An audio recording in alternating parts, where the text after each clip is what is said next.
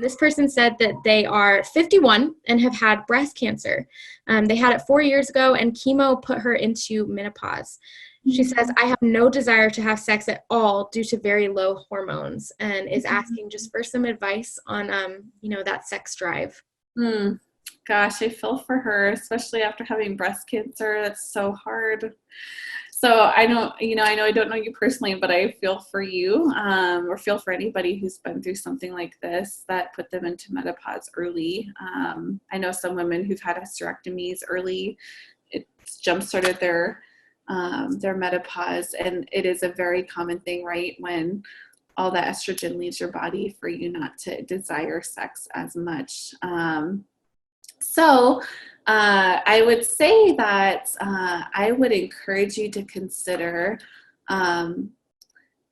the idea of initiating desire versus receptive desire, right? Sometimes we experience arousal before we have sex, and that makes us want to have sex, right?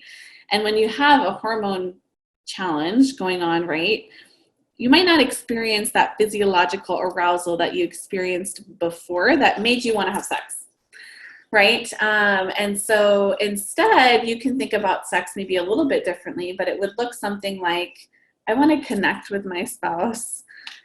I want to be close to them. I want to be intimate with them. So I'm going to engage having sex with them, even though I might not physically feel arousal first. And then once we start getting going, then I might be able to receptively experience arousal, and then obviously leading into orgasm at some point. And that's okay if we are in a place where we don't feel that initiating desire, where we want to have sex because we feel it in our bodies. But maybe sometimes we want to have sex because we just want to connect. And I would encourage you to think about maybe that a little bit differently, and then to consider that receptive desire is okay. And that might be something to process with your spouse. Because sometimes for husbands, that's really hard when their spouse isn't wanting to jump all over them, right? They're not like, I want to have sex with you today, right now, on the couch, and they feel very unwanted. And so being able to process through, like, this isn't because I don't want you at all. This is just because my hormones are just really low.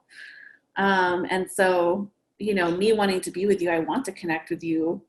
And then I get excited about being with you once we start, and I want to be with you. And I would encourage you to be affirming to your spouse when you do engage in that way, because I think that also could encourage them, just that you do enjoy being with them, you do want them. But sometimes there needs to be a little bit of a conversation around that, so that there's some understanding about what's reasonable to expect.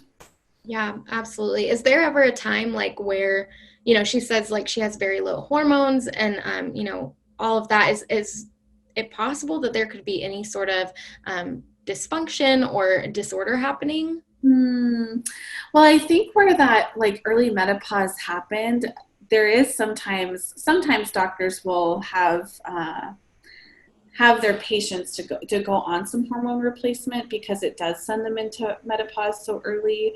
So that would be my other encouragement, would be to talk to your doctor, and to consider what they might think is appropriate for you. I'm sure that this person may or may not have already considered that, but that sometimes that hormone replacement there can be helpful for the arousal piece during sex.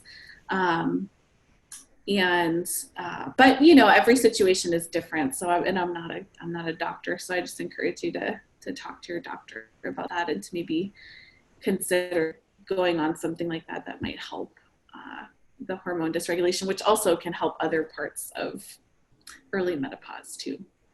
Yeah, no, I appreciate you answering that question. And I appreciate the person who asked this, because it is a vulnerable question. And, I think it's something that a lot of, women who are in those early stages of menopause are going through and maybe don't talk about as much, Have you seen that, Melissa, in your practice? Yeah, absolutely. I think that is very common for the generation that right now, especially, like, there wasn't any conversation about sex at all for that generation. And so there is a lot of discomfort even in talking about it or bringing it up. It feels explicit or dirty or wrong to talk about it. And so I would say that, hopefully talking about this and me talking about this brings some hope that like this is a normal thing a lot of women experience, not just you.